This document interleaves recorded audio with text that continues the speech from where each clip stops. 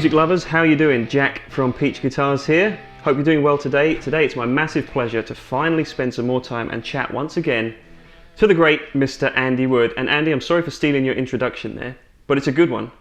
I love it, man. I actually stole it. As a kid, I grew up playing a lot of bluegrass, and Sam Bush was my hero, like Sam Bush, the mandolin player from Newgrass Revival. And I don't know where he stole it from, but he always comes out on stage and says it. So it's a little homage to Sam and where I came from. Yeah. So just pass it along. Keep stealing. Well, I might adopt it from time to time if you don't mind. It's a good one. So how are you doing?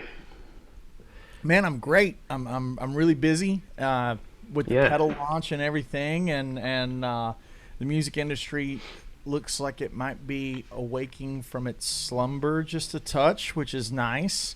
Yeah, but how are things over there in Nashville? Because I mean, obviously we've got viewers here in the UK who know that we're still in the midst of the lockdown. We're gradually coming out of things, and music is just about to take a turn over the next month or so where we can come back. But how are things over with you? Right. Well, I've had all my rabies shots, which is extra nice. I've had my penicillin and all the different things that might ail a touring musician. But in all seriousness, no extra limbs or anything grown yet. I haven't had anything growing out, but we'll see. We'll give it a day or two. However, if you were going to grow an extra limb as a guitar player, a third arm would be super beneficial. That's what we'd hope for, right? Or third leg, as some gentlemen might appreciate, I'm sure. We could all do with one of those. But in terms of gigs and stuff, how are things out there? Are you sort of getting back to it?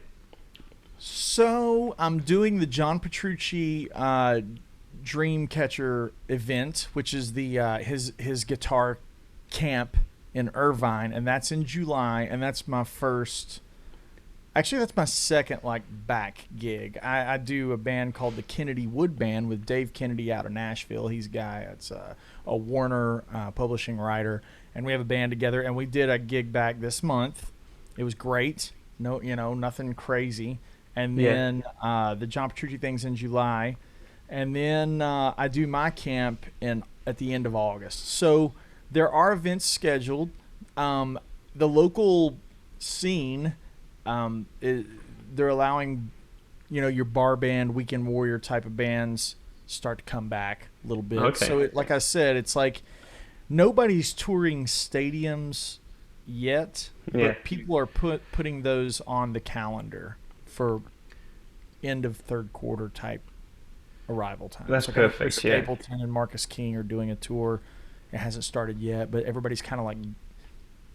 Well, I saw, I think it was a couple of months ago now, maybe you were at the Ryman and you did that awesome gig, and so I thought that might have been the sort of the catalyst to get going again, but I don't count that because there was no audience.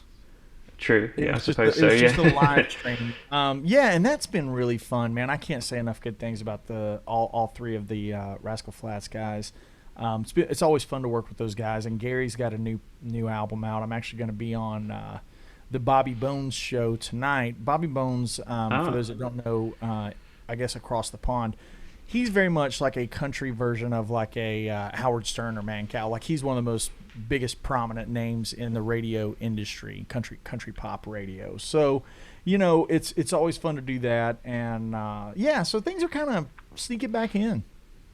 That's great to see. I mean, I know you've been super active anyway. You really embraced the social media thing. You were doing it before anyway, but it's kind of been make or break, I think, for a lot of musicians as to whether they decide they want to get into the social media game and use that as their outlet for music for the past 14 months. And you've been excelling at that. Were you kind of doing that a lot before? I remember seeing you obviously presently, but did it really accelerate, did you find?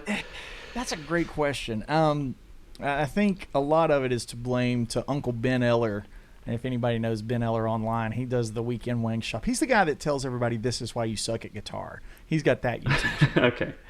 And he's got a really great channel. It's always voted, best tuitional channel on Harmony Central and all these like big forums and stuff, Guitar World or whatever. And so before pandemic, I was using social media basically to like yearbook my touring, because I'm a live player. That's always been my thing. I've never been like a social media, YouTube kind of Instagram kind of guy. However, when I would tour and play, hey man, here we are doing a show with Paul Gilbert, or hey, here we are at the, whatever. And Yeah. so Ben was like, hey man, you should really think about doing a YouTube channel. You've got Junktown just came out, and he was like, man, it's like people are looking for your stuff. You should think about like embracing that. 2 months later, we're in a pandemic, and I started doing it just kind of coincidental, with the intent of doing a weekly episode kind of thing.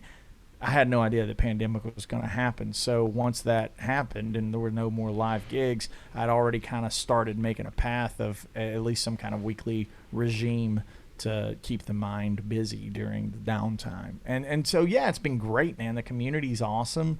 A lot of great feedback, and only 1 or 2 trolls. So that's not bad. And I would honestly, I would feel bad if I didn't have a troll. You know what I mean? Yeah. Like that just means people are paying attention. Gotta have at least a couple, Yeah, and it's just been great to see. Like, I've really enjoyed watching what you've been doing, and your fellow Tennessean Tom Bukovac has obviously been cleaning up on the guitar internet, and it's just really, I think it's been really sort of encouraging for guitar players to see that everything hasn't gone away. Everything's changed, and the nature of music has changed, and the nature of getting guitar content out there has changed. But the guys that have adapted have really, I think, really sort of blossomed from it, and it's going to be interesting going forwards. How do you think you're going to be managing the two once gigs return and sessions and stuff like that? Are you going to keep up the social media output that you've got, or the balance is going to be a little trickier, I guess? Yeah, it's going to be balancing time, but I'm going to do it very much like I did the Ryman episode that you just mentioned, playing the Ryman. It's like, if I'm going to go out and do a cool gig, I'll just make that week's episode, and maybe show some behind the scenes. And like, it's like playing live is always the most important thing to me, because I love people in a room and all that kind of stuff, in a live band and stuff. So that's always top tier. But I think the thing that, I've always enjoyed in media, not just music stuff, but in media, I'm the guy that will get the director's cut of the Avengers or whatever, and like see all, like I want to know all about it. Like I definitely watch a lot of podcasts about video games and comic books and all this stuff, cars or whatever. So it's like, if I can translate the way that I consume that kind of media into the kind of channel that I make, it's like, hey man, if you came to the show, maybe you still want to see the behind the scenes and what kind of pedals we're using, what kind, who's playing the drums, for sure, like all of that kind of stuff. Just kind of integrate it together, and hopefully I won't make myself too crazy with too much of a workload. No, I think, if you can keep it up, that would be brilliant, because I mean, guitar players, we are the worst. Like, for agonizing over details, we always want to know what's on someone's pedal board, or what they're using on a gig, or that behind the scenes stuff, like you said. And this is just kind of taking it up to the next level, where now we get to see what everyone's doing, not 24/7, but just it's a lot more involved, and I think a lot of people appreciate seeing that. So yeah, I'm really glad that things are working out for you, though. I'm glad that everything is sort of balancing out again. It's great just to chat with musicians like you and know that you're still there and things are still going well, because it's been a hard time for some. Yeah. Good stuff. And well, I'm sure. Like, sorry, I was just gonna say, and of course, No. there's still like, it's making new records and albums too. Like, I've been doing that. The only thing I have a hard time like finishing things. Like, I've got 50 something demos for a new record, and it's just a matter of like, when can I like make myself finish it? You know what I mean? Yeah. I always do really great with starting and being like, all right, let's just go into demo mode and just compile all these riffs. And I do really great at the final phase, where it's like, all right, now what kind of little extra instruments? But the in-between, from demo to pre-production to production, I hate that phase. It's the Yeah, I know what you mean. I mean, we'll talk a bit more about gear, obviously, in a short while. But do you find that that's because you're getting influenced by new gear all the time? Because I find that, I play so much stuff, and you're constantly changing direction. You play one type of guitar, jump to another type of guitar, and it influences you really quickly, and stuff comes out of you, and then it's a question of getting it down, like you say, and signing off on it. Do you find that, or is that just circumstantial? I think being under the influence in general, not of substance or alcohol, but being under the influence of the music industry and what we do is broader than just gear, right?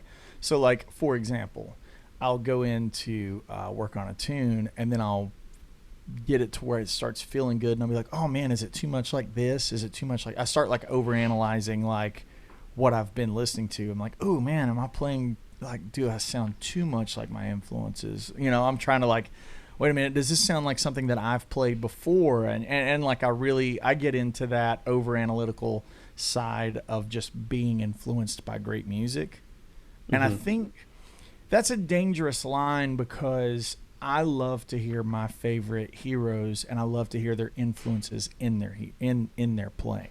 For example, you know, when I hear Brent Mason's tune "Blowin' Smoke," I hear a little bit of that Jerry Reed thing. You know, when I hear Eric Johnson, I hear some of that Hendrix thing, that Clapton thing coming through. It's like, and I always love it when somebody else does it, and I'm always afraid of myself if I start doing it. But then I have to step back and just be normal and be like, these are your influences for a reason. You know, if anybody buys any of my records, it's like, of course you're going to hear a Dixie Dregs influence, or an EJ, or a Brent, or, you know, a bluegrass kind of influence, you know. So it's really broader than just gear. But of course, man, when it's time to like plug in amps and guitars and pedals, I'll sit there for days trying to get the right tone.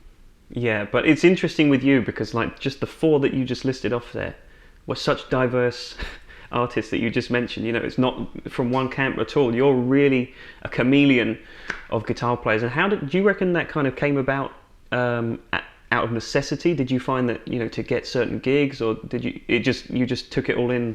I just love music from quite young.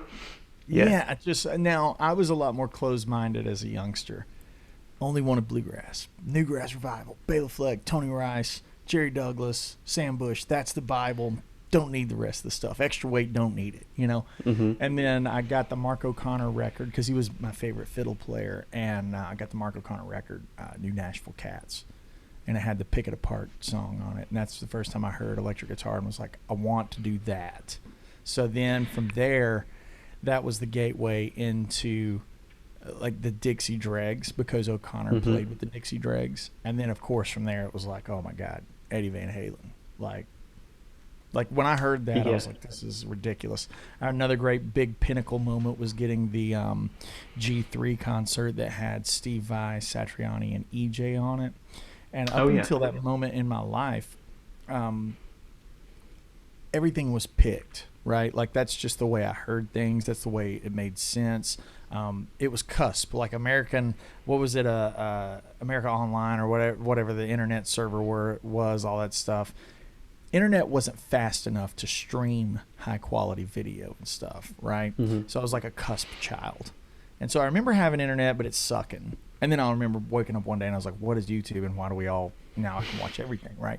So like in that little 2 months, I guess, I had that VHS DVD, I guess DVD, and I remember seeing Steve Vai like lick his finger and like hold his right hand up and play everything with nothing picked, and I was like, the showman. What kind of witchcraft is this? This is impossible. That can't be done, you know. And so, and then it was that opened up the door of like distortion and high gain and all that stuff. From there, I went to school at UT, University of Tennessee, for jazz for about 1.5 years, 2 years, and so that was the exposure there. And then, man, I love a lot of movies and other kind of media. So Hans Zimmer, John Williams, Danny Elfman, these are massive musical influences. I actually have a song on my Truth and Lie record that's dedicated to Danny Elfman. And you know, these are just big heroes that don't have anything to do with being shreddy guitar players, you know. And I mean, it's just so much music out there. It's like Pavarotti and Tony Rice and Steve Vai are all kind of the same thing. They're all really good. You know what I mean? The genre is just in the details. That's right. Yeah, and you know, the test, like you say, is how do you bottle all that influence down into a great song? Because the form of the song is the most important thing. At least I think. You know, so it's easy to get caught up with technique and you know, impressive stage antics, like you pointed out, and of course, you know, that's part of rock and roll, that's part of showbiz. But the song is the thing that's always influenced me anyway. I'm sure it's the same for you, because like you say, you're just a music fan. Yeah, same. And I think that's just not to get too far down a rabbit hole, but I think that's an interesting thing that sometimes we lose track of in the Instagram, Twitter world that we live in now. You know, people are getting caught up with 30 seconds, 40 seconds of something. And I remember watching it, and I remember being like, man, that guy can play. And then the next day, I can't remember anything about it, except that I remember it being good. However, I can hum the Attitude song to you right now. You know what I mean? I can hum Stress Fest to you right now, or Hot Wired. It's like there's this difference. There's like this last little jump that you make from being a good player to a great artist. And that great artist jump's very difficult. It's like the hardest jump to make, because once you have facility, I've been saying this a lot in live streams. I'm like, if you have the infinity gauntlet of music and you can do all the technique and you have all the harmony and all the rhythm and you have everything, what would you choose to play? Because you wouldn't use it all the time.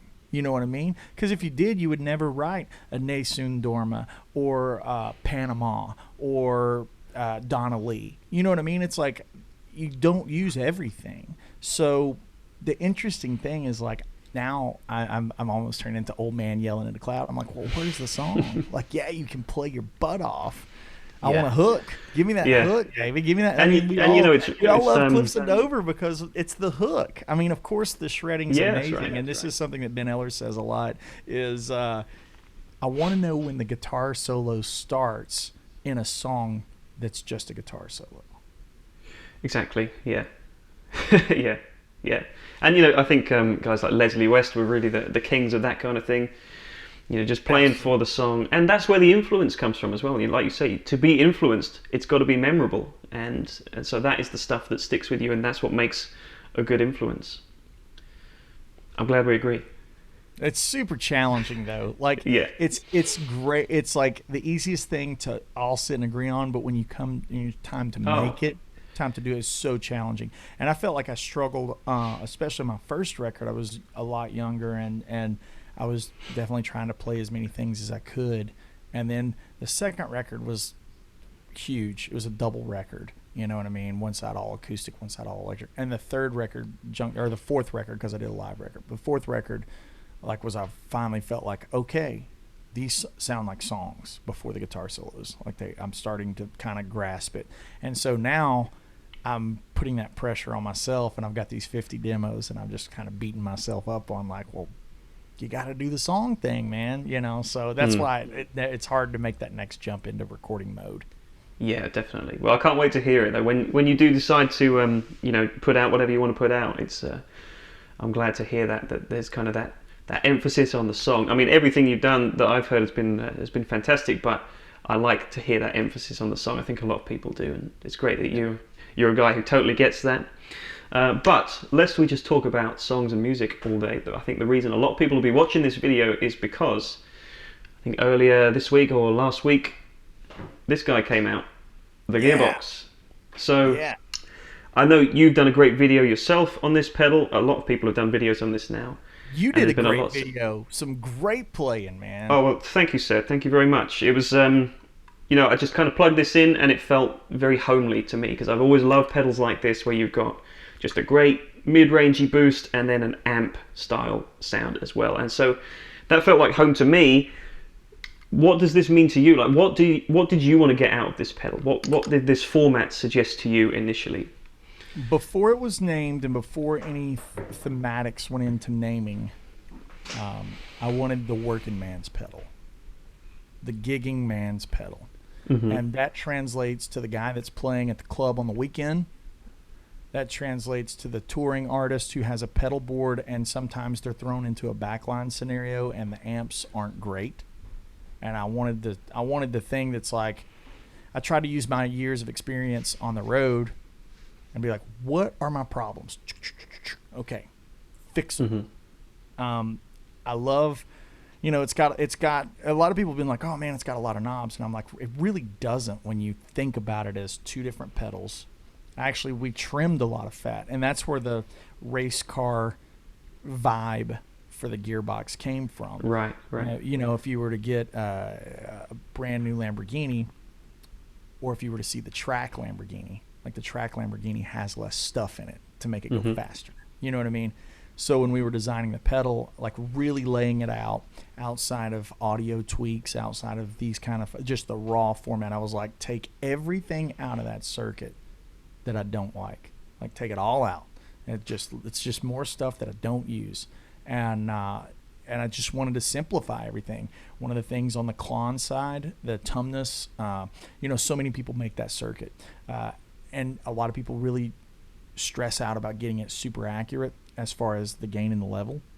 The funny thing is man, I've played original Klons, and I've played all of the copies. The common thing that I hate is the fact that unity gain is always at like 9 o'clock on the level. It's always like so much output in those things. And the thing is like if I were to plug in this pedal and I didn't know anything about it, I'm immediately going to put everything at noon, and that's not gonna work real well. And so what I wanted to do was have the gain and the level brought in, the sweeps brought in. Not that there's not a ton of flexibility and a ton of output because there's still so much. But I mean, if you've ever cranked up a Klon to like max level, it's useless. I mean, it really is a useless sound outside of something that is avant-garde, Jack White. You know what I'm saying? Outside of intentionally amp blowing up kind of sound.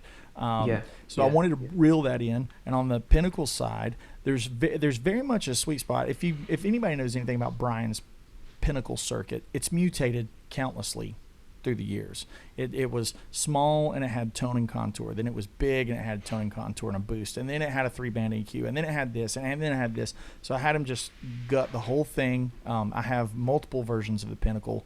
It's one of my favorite drives. And I had a favorite Pinnacle. And I said, eliminate all of these things, like the vintage modern thing. Eliminate this, eliminate that, cut it down. And now, with the gain and level, I want you to do this. So there is actually, a lot of people have been like, why would I buy if I have Pinnacle and Tumnus? I'm like, well, the Pinnacle side of Gearbox is not a Pinnacle. The gain and level is different. And what it is, it's that it's thick without being mushy or muddy. You know what I mean? You can still get that bite if you want it. With my kind of music and being a hired gun, sometimes a producer wants a really toothy attack in the dirt. Sometimes you want a more subtle, sexy, smooth EJ Timmonsy kind of thing in the attack, right? Landowish. I wanted to have that variables, but I wanted that to just be very simple. Turn the gain this way, turn the level this way. Turn this way, turn that way. I don't like a lot of toggles and switches to eat up. I totally agree. Paralysis. Right, just eliminate option paralysis. Do you not know who I am? Have you never heard of Wampler pedals? Do you not know? Is it your first day at guitar? You see this thing, you plug it in, you put it at noon, you're done. And then you add in a noise gate. We went through 6 variants of the noise gate. I've still got the prototype boards laying around here somewhere. Me and my guitar tech did. We didn't want the Dimebag Darrell periphery kind of gate. I love the Pantera. Super aggressive. I love Pantera and I love Periphery. I just don't want that kind of gate. What I wanted was a gate that you have all the way off, and if you play a club or some old theater, and then there's a big noise floor, you just roll it in and it grabs the noise floor. And that's it. You know what I mean? And then you go about your business. There's no cutoff on the sustain. And the gate's not like a door shutting. It's more of the like downward expander. I would think more of the intelligent type ISP fractal kind of gates where it actually sees your input. You know what I mean? And it knows, okay, there's a note still happening. Don't cut that off. Yeah, and I think you've done it right. Like the feature set is dead on with this. I really think so, and especially having the 2 sets of ins and outs as well. But just you're talking about that gate. It's really telling that you've designed this for this pedal, because I've often found with gates, you struggle to find the right spot in the signal chain for them. Some are designed, I guess, for effects loops. Some are designed to be first thing in your chain. This just works great because it's been designed for this circuit. It's designed for that. You just nailed something, right? Because like with, I love the ISP rack gates. Like in my big refrigerator racks, I have that gate. But it, it's +4, -10. It's got like options. You know what I mean? This is like meant to. Again, it's like if you don't know what you're going for, that option paralysis thing, you can really make stuff sound bad, And then, like you said, pedal gates, they're designed with the slamming kind of door shut in mind, or they're designed to be in the loop with a pedal around it, kind of like the Kill Switch Engage guys would do it. Yeah, Those yeah. NS2s. Yeah. So that's another way to design a gate. And then you have the more TC Electronics. The way their gate works is designed to be at the front or the end of a rig. It's like there's too many things, but when you design something that's locked in something, you can really make it work awesome within that context. Yeah, and it just means that the user, the player, doesn't have to think about it. You just, is that too much gate?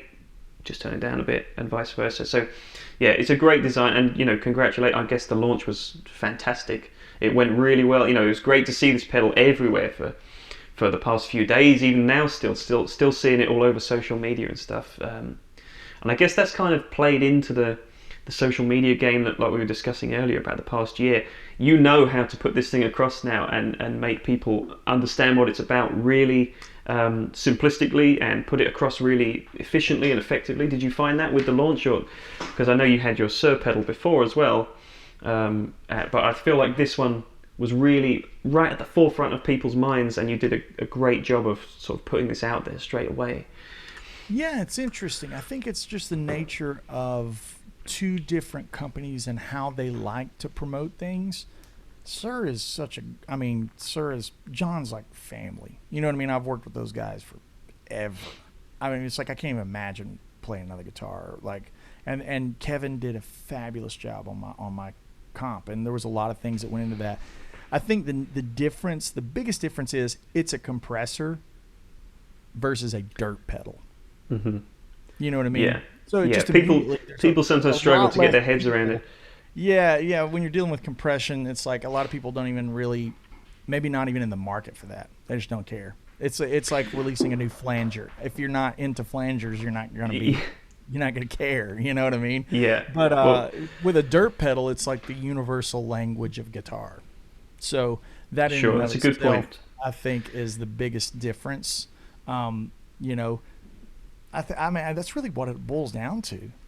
I think it may have been a different perspective. And to me, the one thing, okay, I'm ready for the comments to explode. I'm ready for everybody to attack me. But to me, my favorite thing, and the reason there's an insert, is I like to use my Woodshed comp with the Gearbox. When I cut Junktown, I'd say 85% of those tones were an old beat-up Carl Martin compressor. I had 3 of them. I'm a guy, when I like something, I have to buy multiple of it and shoot it out and find the best one of the one that I like. Right?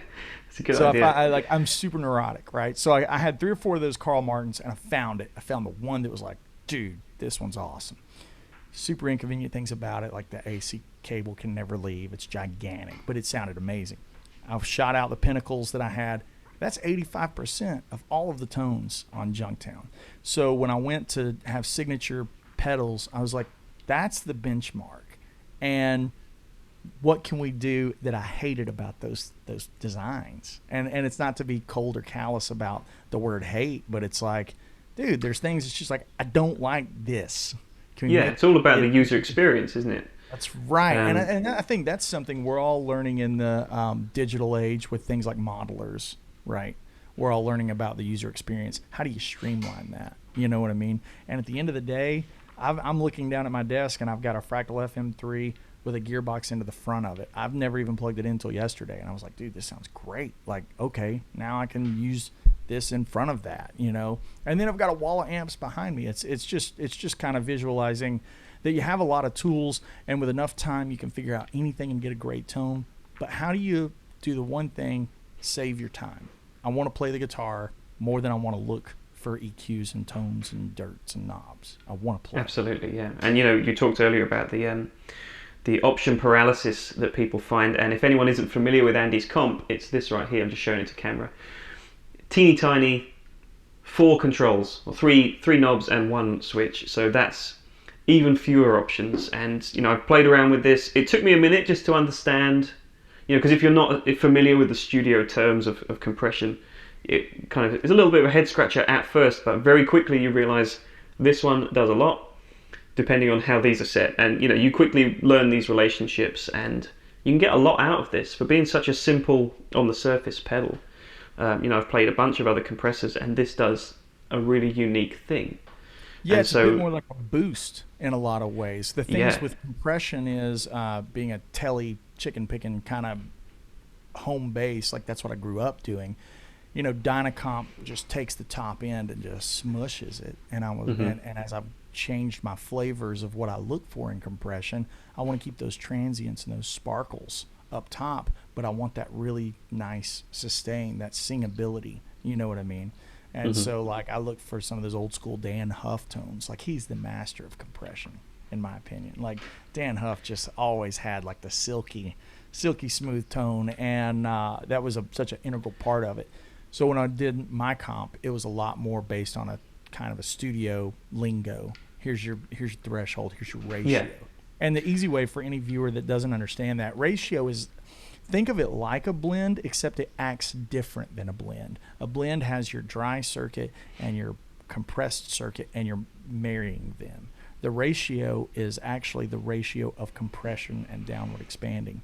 And that's going to be different with feed forward, feedback, and VCA. That's a whole, like, just like kicking the lid yeah. off. But, yeah. But what I love about all this stuff, with your gear, is both of these pedals and your guitars too. There's a purpose to it. There's an obvious Yeah. purpose to it. You're a working musician. You spend a lot of time in the studio where the details really matter. Yeah. And this hasn't been. This isn't an existing design that somebody approached you and said, "Put your name on this, would you?" A lot of thought's gone into this, and I that's don't do always any the of that. signature stuff I love. Yeah, I never do anything. The signature guitar, like, I beat John up about it, being like, "Hey man, I need a 24 fret Tele sculpted heel. Let's do it. Let's do it." No, no, no, no, no. And then finally he was like, "I'll make one for you if you'll just be quiet." And I was like, "Okay." And then next thing you know, it's a signature model. But the same way with the Gearbox and the Woodshed comp, there's no way any company has a pre-existing product and is like, "Hey, let me put your name on it." It'll never happen. I think that's just not the right way to do it. It's like getting a No, tattoo. Like doing signature gear is like getting a tattoo. You damn sure better make sure that tattoo is what you want, because it's there forever, you know? absolutely, yeah. And you are the guy that's got to answer these questions on videos like this, and you'd see through it straight away. But it's obvious that a lot of thought's gone into this, and like I said, it's got purpose, it's got intent that I really like. I think everyone else appreciates that, so it's great to see. So you use these together quite routinely, because I wasn't sure, being that they're kind Oh, of that's very the sound, different baby. schools of Let thought. me tell But you what. Take that little gray pedal, and then I'll give the whole world my settings right now. Ratio at 9 o'clock, threshold around noon, speed fast, gain enough to get about a 3 decibel bump. That's how I like to run Woodshed comp. Put that in the insert of the Gearbox, and use that in front of channel 2. And then channel 2, pretty much roll the bass about 11 o'clock, the treble about 11 o'clock. This is all dependent on amp. Mids at noon, gain up to however nuclear you want your gain, level to match. Use the noise gate to roll it out. Boom. Get well, all the I singing, hope everyone had their notepads out then yeah, to take all that that all in. singing tone without any of the fuzz and fizz and hurting frequencies that. And the great thing about this too, I guess, is that you can then alternate the order with the That's switch. right. So you can have the comp before channel 2 or after. Yeah, I'm not going to work out all the mathematical combinations there, but there's a lot that can be done. It's a super clever little setup. And if you use Gig Rig or RJM or Skystrip or any of those things, you just have everything on its own path. Yeah, yeah, really smart. But it's still analog. This is the great thing. Everyone's. Analog, baby. A lot of people find an aversion moving into the digital world and switches and stuff like that, and certainly with modelers. But I always love when people just make very clever analog choices and designs like this, and allow you to use them in really clever ways. But at the heart of it, it's still really simple. It's still familiar. Yeah, dead on. Cool, Andy. Well, thank you for talking us through those. Anyone, if you haven't checked these out already, there's plenty of demos online. Andy does great videos himself, as I'm sure you all know. So you'll get to hear these things in great detail. And I've got to ask you a question, Andy, because I remember watching your video of this. Yeah. And you had the most amazing, really heavy, distorted tone. And I didn't know what it was at the time. Was it this? Or the pinnacle of some degree? I'm going to show you this. It was this, which turned into that. This Great. is just a beat up housing that they put it in. This is pre-gate. But yeah, this was the very first iteration of it, and the switch is in the wrong place and all that stuff. So yeah, we polished it down, but to get it to sound right, that's what I was working off of. It sounded killer in that video. I thought, is it the diesel in the background or something? I thought I just couldn't work it out, but the Bella, like the amp that I go to most of the time is a Sir Bella, and it's just about simplicity. How quick can I get to playing the guitar? Absolutely, simplicity is key. But that's that's a hell of a lot of thought that's gone into these things, though, Andy. So I'm sure we're all very thankful to you for doing the thinking for us. That's what's a important. Lot of bad mistakes that I just made notes of. Don't do that again. Don't do that again. Yeah, but it's worked. And it looks cool as well. I love the look of this pedal. I think that's great. With the engine in the background. Yeah, that's fantastic, man. No, I wish you all the luck in the world with the remainder of the launch. I'm sure everyone out there knows about these things now, but I think a lot of people are really excited for them. Awesome, man. Yeah, thanks for having me on. Love you guys. I'm ready for things to open up, come over and hang out. Yeah, no, it's an absolute pleasure, man. And we're sitting in it partly, but we've got a new studio here at Peach Guitars that regular viewers will know. But we can't wait to get bands in here and record things properly. And we'd love to hear you tearing it up with a trio or something like that over here. That would be great. Yeah, I'd love that, man. So just before we go, just let us know. Sorry. The latency was catching us. I said. Oh, I know. It's terrible, isn't it? I know. Before we go, I just want to ask you, for anyone out there who doesn't know, what we're going to see from Andy Wood next. What's in the works? What's going on? Well, I kind of already spilled the beans. The next couple of things is like put my butt in this chair, make some decisions on what's going to make the next record. Today I'm going to be going and doing a radio spot with the Rascal Flatts guys, and I'll be doing the John Petrucci Dreamcatcher Camp at the end of July. Be sure to hit that up. Guitar Universe 3.0. A lot of killer players. Mateus Asado, Tosin, Jason Richardson. It's just like stacked deck. And then my camp is the Woodshed Guitar Experience in lovely Tennessee. This year we're going to have Brent Mason, Robin Ford, Andy Timmons, Greg Koch, Mark Letary, myself, and a couple of other guest players that I can't announce yet. That sounds cool. And it's just great to know that all this stuff is bubbling away under the surface. The guitar community is really going strong again, and it's great to see. I look forward to seeing that stuff. Guys, if you haven't already, go and follow Andy's music channel on YouTube and Instagram, all that stuff. Yeah. Putting out great content all the time. All right, Andy. Well, best of luck with the interview this afternoon on the Bobby Bones Show. Yeah, man. Is that right? Thanks, and okay, man. Cool. Great to talk to you. Great to catch up. And we'll see you very soon. All right, bro. Thanks for watching, everybody. Take care. We'll see you soon.